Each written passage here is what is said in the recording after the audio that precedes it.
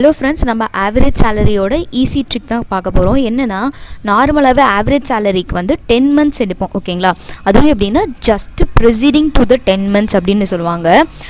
இப்போ ஒரு சம்மில் ஒரு கொடுத்துருக்காங்க, ஒருத்தர் வந்து டிசம்பர் மந்த் வந்து ரிட்டையர் ஆகிறாரு அப்படின்னு சொல்லியிருக்காங்கன்னு வச்சுக்கோங்களேன்.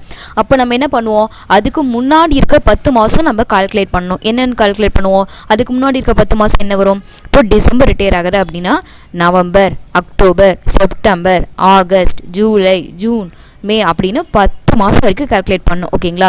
நார்மலாக இது கால்குலேட் பண்ணுறதுக்கு ஆக்சுவலி கொஞ்சம் டிஃபிகல்ட்டாக இருக்கும். குவைட் எப்படின்னா, இப்போ நார்மலாக நம்ம ஏப்ரல், மே, ஜூன், ஜூலை சொல்கிறது ஈஸி. அதே நம்ம ரிவர்ஸாக சொல்லணுன்னா கொஞ்சம் கஷ்டம். நான்லாம் வந்து எப்படின்னா ரொம்ப பொறுமையாக ஃபஸ்ட்டு ஏப்ரல், மே, ஜூன், ஜூலை எழுதிட்டு அதுக்கப்புறம் கால்குலேட் பண்ணுவேன். அந்த மாதிரிலாம் பண்ண வேணால், ரொம்ப ஈஸியாக டக்குன்னு கண்டுபிடிக்கிற மாதிரி ஒரு ட்ரிக் நான் சொல்கிறேன். என்னென்னா, ஃபஸ்ட்டு வந்துட்டு ரிட்டையர்ட் மந்த் என்ன? டிசம்பர். ஓகே, இப்போது நம்ம என்ன கண்டுபிடிக்க போகிறோம்? 10 மந்த்ஸ் வந்து கண்டுபிடிக்கிறோம். எப்போலேருந்து எப்போ வரைக்கும் 10 மந்த்ஸ் கண்டுபிடிக்க போகிறோம். அதுக்கு ஃபஸ்ட்டு மந்த் என்னென்னா ப்ரிசீடிங் மந்த். என்ன சொல்லியிருக்காங்க? 10 மந்த்ஸ்னால என்ன சொல்லியிருக்கேன்? டிசம்பருக்கு முன்னாடிக்கு, ஐ மீன் ரிட்டையர் மந்த்துக்கு just preceding to the month of retirement. அதுதான் டிசம்பர் மந்த்துக்கு முன்னாடி இருக்க மந்த் என்னது? நவம்பர் எழுதிக்கணும். இது டிசம்பர்னால இங்கே நவம்பர் எழுதுறேன். இங்கே ஜூன் இருந்தால் ஜூன் மந்த்துக்கு முன்னாடி என்ன? மே எழுதணும். ஏப்ரல் இருந்தால் மார்ச் எழுதணும். ஓகேங்களா? அதுக்கு முன்னாடி இருக்க month, before month of retirement. அவ்வளோதான், சிம்பிள். ஃபஸ்ட் மந்த் வந்து ரிட்டையர்மெண்ட்டுக்கு முன்னாடி இருக்க மந்த் அப்படி எழுதிடணும். ரெண்டாவதாக ஒரு போட்டுக்கொள்ள இந்த ஃபெப்ரவரின்னு, அதை எப்படி நான் கண்டுபிடிச்சேன் அப்படின்னா, சிம்பிள் கால்குலேஷன்ஸ் தான். மொத்தம் 1 இயருக்கு எத்தனை மாதம்? 12 மாதம். சரி, ஓகே. நம்ம ஆவரேஜ் சேலரிக்கு நமக்கு எத்தனை மந்த்து தேவைப்படுது? 10 மந்த்ஸ் இருந்தால் போதும். அதுதான் ஆவரேஜ் சேலரி. இப்போது நமக்கு இடிக்கிற மந்த், ரொம்ப பேலன்சிங்காக இருக்கிற மந்த் எத்தனை மாதம்? 2 மாதம். இப்போது 2 மாதத்தை மைனஸ் பண்ணோன்னா 10 மந்த்ஸ் சேலரி கிடச்சிரும். இப்போ 2 மாதத்தை மைனஸ் பண்ணணும். எந்த 2 மாதத்தை மைனஸ் பண்ணணுன்னு கேட்டிங்கன்னா, அவங்க இந்த ஆவரேஜ் சேலரிங்கிற டெஃபினிஷன்லேயே தெளிவாக சொல்லிட்டான். Just preceding to the month of retirement. அப்படின்னு என்ன அர்த்தம்னா, ரிட்டையர்மெண்ட் மந்த்தை அவன் சொல்லவே இல்லை. நம்ம ரிட்டையர்மெண்ட்டை விட்டுட்டு தான் நம்ம கால்குலேஷனே பண்ண போகிறோம். ஸோ அப்போ ரிட்டையர்மெண்ட் மந்த்தும் நம்ம எடுத்துக்கணும். இந்த 2 மாதம் மைனஸ் பண்ணுறோம்ல அந்த மாதத்துக்கு. ஸோ இப்போ சிம்பிளாக கால்குலேஷன் முடிஞ்சிடும். எப்படின்னா, இப்போது 2 மாதம் சொல்லியிருக்கானா, இப்போது நான் டிசம்பர் மாதம் ரிட்டையர் ஆகிறேன்னா டிசம்பர், ஜான்வரி இது ரெண்டையும் விட்டுறணும். அதுக்கு அடுத்த மாதம் என்ன வரும்? ஃபெப்ரவரி வரும். அதை இங்கே போட்டுக்கணும். ஓகேங்களா? ரொம்ப ஈஸியாக இருக்கும். ஃபஸ்ட்டு மந்த் வந்து before the month of retirement. Retire ஆகிறதுக்கு முன்னாடி இருக்க மாதத்தை டக்குன்னு எழுதிருங்க. இப்போ டிசம்பருக்கு முன்னாடி இருக்க மாதம் என்ன? நவம்பர். இப்போ நீங்கள் இந்த இடத்துல ஜான்வரி எழுதுனா ஜான்வரிக்கு முன்னாடி இருக்க மாதம் என்ன? டிசம்பர். அந்த மாதிரி.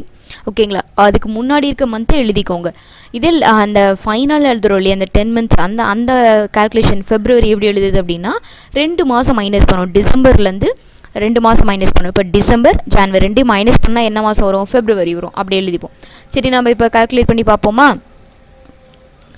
இப்போது நான் சொன்ன எக்ஸாம்பிள், நான் சொன்ன ட்ரிக்கு படி நம்ம ஒரு சம்மு கால்குலேட் பண்ணி பார்ப்போம். இப்போ செப்டம்பர் மாதம் ரிட்டையர் ஆகிறாரு அப்படின்னா சொல்லுங்கள், எந்த மந்த் ஃபஸ்ட் வரும்? அதாவது ரிட்டையர்மெண்ட்டுக்கு முன்னாடி இருக்க மந்த்து தான் ஃபஸ்ட் எழுதுவோம், ரைட்டா? ரிட்டையர்மெண்ட் செப்டம்பருக்கு முன்னாடி இருக்க மந்த் என்ன? ஆகஸ்ட். ஆகஸ்ட் மாதத்தை எழுதியாச்சு. சரி, இது ஈஸி. அதுக்கு அடுத்த மந்த் எப்படி எழுதுறது அப்படின்னா, என்ன சொல்லியிருக்கேன்? செப்டம்பர்லேருந்து 2 மாதம் கழிச்சு செப்டம்பர், அக்டோபர், அதுக்கப்புறம் என்ன மாதம் வரும்? நவம்பர் வரும். இங்கே நவம்பர் எழுதியிருக்கேன். இது கரெக்டாக நம்ம செக் பண்ணலாம். ஆகஸ்ட் டு நவம்பர் எழுதியிருக்கேன். இதுதான் 10 மந்த்துன்னு நான் சொல்லியிருக்கேன். இது ரொம்ப ஈஸியாக சொல்லிட்டேன். பட் இது கரெக்டாக நம்ம செக் பண்ணால் தான் தெரியுது கரெக்டான ஆன்சரான்ட்டு. இப்போது நார்மலாக இப்போ நான் சொன்ன ட்ரிக் படி இல்லாமல் நீங்கள் எப்படி கால்குலேட் பண்ணுவீங்க? செப்டம்பர் மாதம் விட்டுரும். அதுக்கு முன்னாடி இருக்க மாதம் கால்குலேட் பண்ணுங்கள். 1, 2, 3, 4, 5, 6, 7, 8, 9, 10 நவம்பர் வருது. இங்கே நாம் கண்டுபிடிச்ச ஆன்சருக்கும் நவம்பர் வருது. ஸோ இது கரெக்டு. இப்போ மே மாதம் வந்து என்ன சொல்லுவீங்க? மே மந்த்துக்கு முன்னாடி இருக்க மந்த் ஏப்ரல் எழுதியாச்சு. அப்புறம் அதுக்கப்புறம் வந்து எப்படி கண்டுபிடிக்கிறது? மே, ஜூன் விட்டுட்டு ஜூலை வரும். இங்கே ஜூலைன்னு எழுதிக்க, ரைட்டா? ஸோ இங்கே கால்குலேட் பண்ணி பார்ப்போம். மே விட்டுருங்க. 1, 2, 3, 4, 5, 6, 7, 8, 9, 10 ஜூலை வருது. நாமளும் இங்கே ஜூலை கண்டுபிடிச்சோம். சரி, இப்போ மார்ச் வந்து என்ன சொல்வீங்க?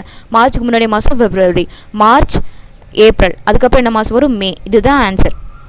இது நீங்கள் ஃபஸ்ட் டைம் உங்களுக்கு கேட்கறதுக்கு குவைட் ஒரு மாதிரி கஷ்டமாக இருக்க மாதிரி இருக்கலாம். பட் ஒரு 2 நிமிஷம் நீங்கள் கற்றுக்கிட்டிங்கன்னா ரொம்ப ஈஸி. நீங்கள் உட்காந்து ஏப்ரல், மே, ஜூன், ஜூலை எழுதி நீங்கள் ரிவர்ஸாக நீங்கள் கண்டுபிடிக்க தேவையில்லை.